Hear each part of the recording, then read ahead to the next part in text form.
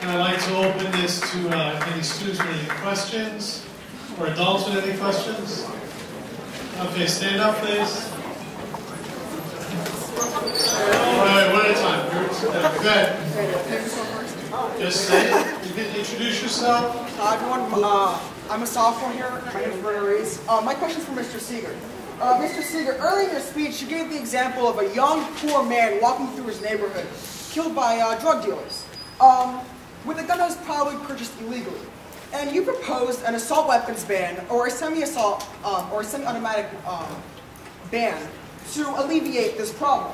Yet Christopher Cooper... Is there a question, Roberta? It's coming, don't worry. Yet Christopher Cooper, a professor at George Mason University, stated in a recent study that in general we concluded that the ban in 1984 had no discernible impact on gun crime. So how do you expect to stop gun crime with a ban that didn't do anything when it was instituted before? That was a ban on assault rifles, correct? The semi-automatic weapons ban of 1984, is that what you're asking about? Yeah. What you're referring to is an assault rifle, yeah. See, nowadays there exists such a thing as semi-automatic and automatic pistols.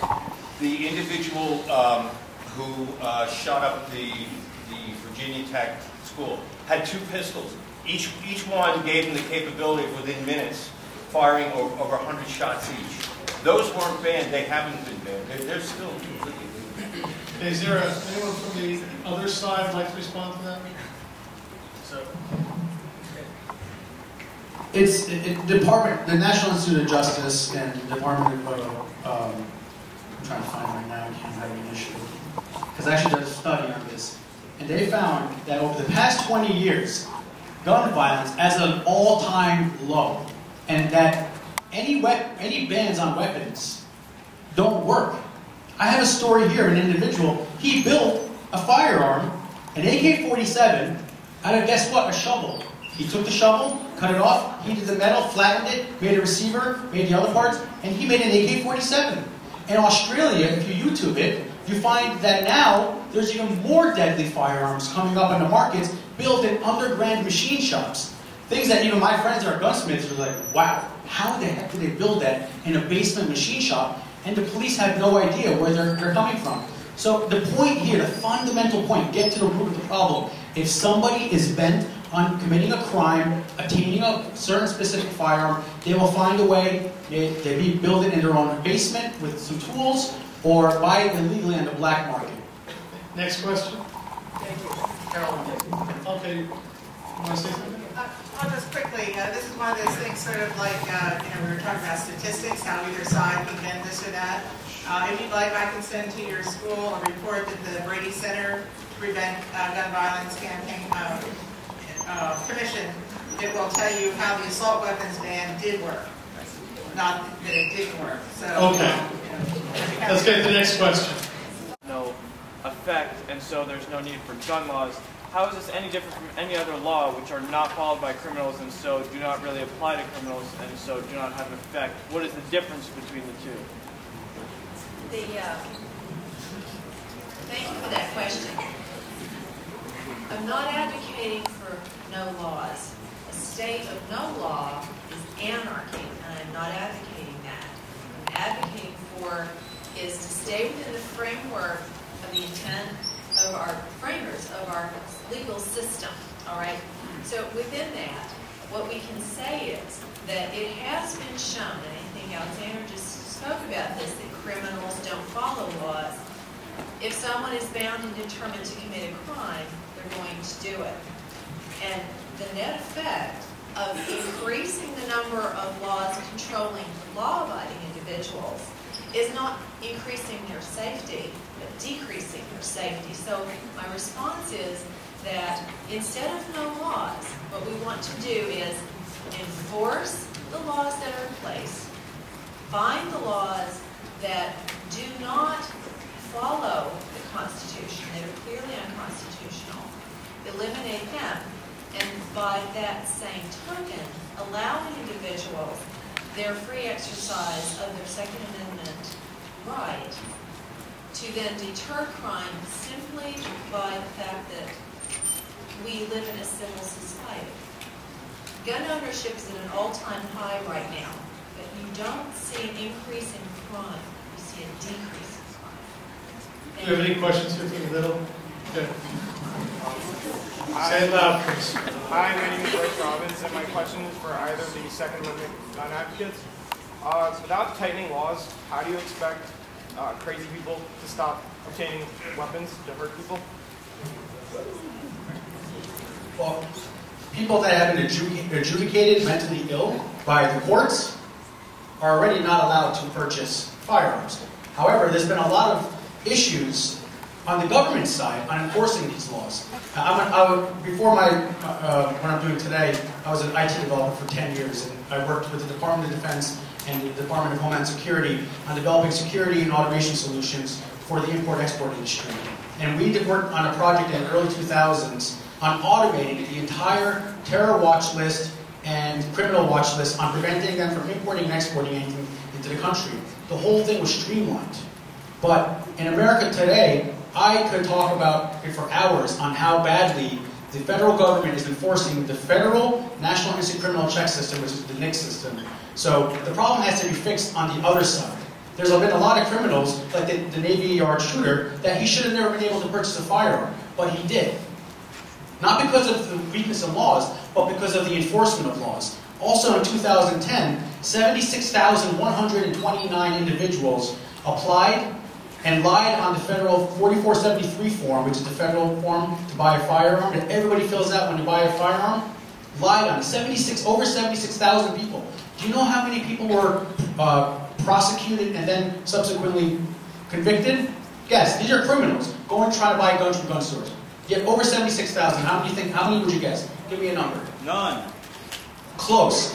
44 were prosecuted and only 13 were convicted. So what kind of precedent does that create? Well, listen, send everybody out, everybody apply to buy a firearm, and some of you will slip through. But if we don't enforce it, we're not going to have the criminals who wanting to obtain firearms and buy them even the legal route. Do we have a question here? Relax. Go ahead. Who are you directing the question to? Alexander.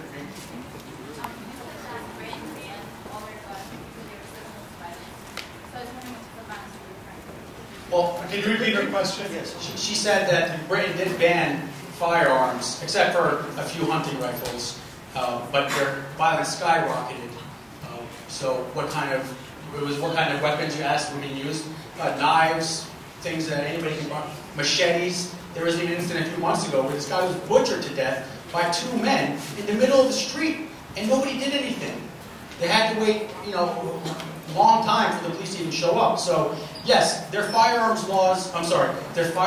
crimes did go down. However, their violent crime with other types of weapons went up. So the issue is how do you address violence, not the gun issue.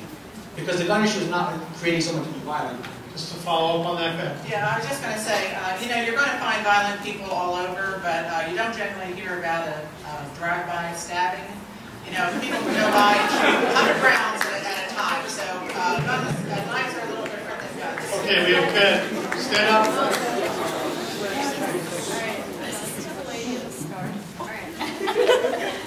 What does the CDC have to do with gun control? The CDC, what does the CDC have to do with gun control? That was your question? The Centers for Disease Control was commissioned by President Obama following the Sandy Hook shooting to conduct a study on gun violence. It included such things as mental illness because he wanted to get a fuller picture of that. So that's where the CDC came in. But everyone had expected that it would have certain findings that it did not. In fact, it found that gun ownership, legal gun ownership, actually deters violent crime. And that was a very surprising finding. And you won't find that published a lot because it didn't fit within a certain narrative. So you kind of have to dig for facts like that. Did that answer your question? Sure. Can I respond to that? Yes, briefly. I have a couple more questions.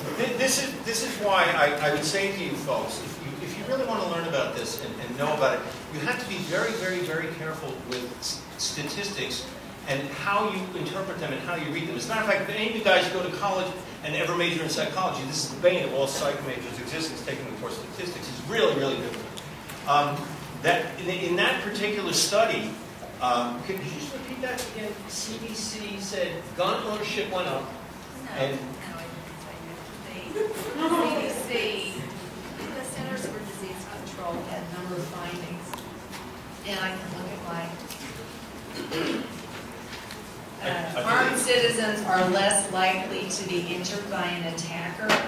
Defensive uses of guns are common. No, Mass shootings and accidental firearm deaths account for a small fraction of gun-related deaths, and both are declining. These are the studies. Okay, I think there was a general rubric, an overall notion that... There are actually three kinds of statistics. There's lies, big lies, and statistics. So you have to take statistics... Now let's move on to the next question. Michael? Okay, Michael. I just have a question. Michael, stand up, please. Who's this directed to? Both the anti-gun.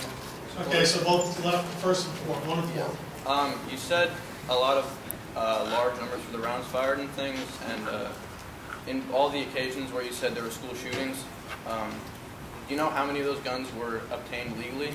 And you did say that it's very easy to obtain a firearm. Do you know how long it actually takes to obtain one? Well, there's a mandatory waiting period. It depends on what kind of gun, depends on your background, but there certainly is a waiting period.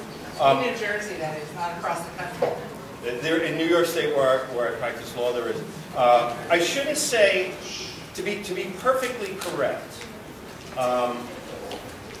Sandy Hook Elementary School. I shouldn't say the guns were obtained legally. I should say that the mother of the individual who took those guns and murdered people, she obtained those guns legally. She was a gun enthusiast. She had them for sport. Licensed perfectly fine in her home. All the other guns, when I said they are easily obtained in the sense that they are readily available for retail sale. You know, it's not as if you have to go through any terribly difficult hoops to purchase these kinds of things. Mike, we have a follow-up question. There's a follow-up comment. Mike, go ahead. I mean, just for the time waiting period, there's usually like a couple weeks before you actually get the gun itself. And in the case of the Sandy Hook shooting, a lot of these, she had to have known her son was mentally ill. It's not the law's fault that she didn't, as a responsible owner, should have kept the guns away from her. So I'm not...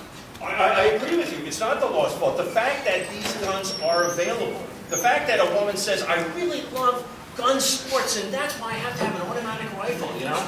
The fact that she is capable of doing it, I'm not blaming her for a second, you know?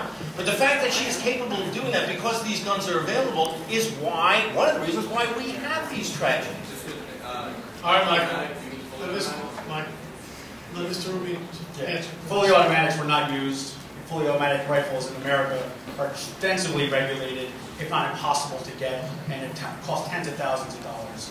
Also, in the Columbine shooting, which I read the entire case file, it took me a very long time, they hurt the two individuals, and I never like to say the name, because when these individuals commit these crimes, they want to get their names published in the papers.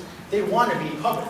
So I don't give them the credit that they think that they deserve. In any case, they both acquired their firearms illegally from an individual that they tracked it back to, and that individual served, I think, 20 years in prison.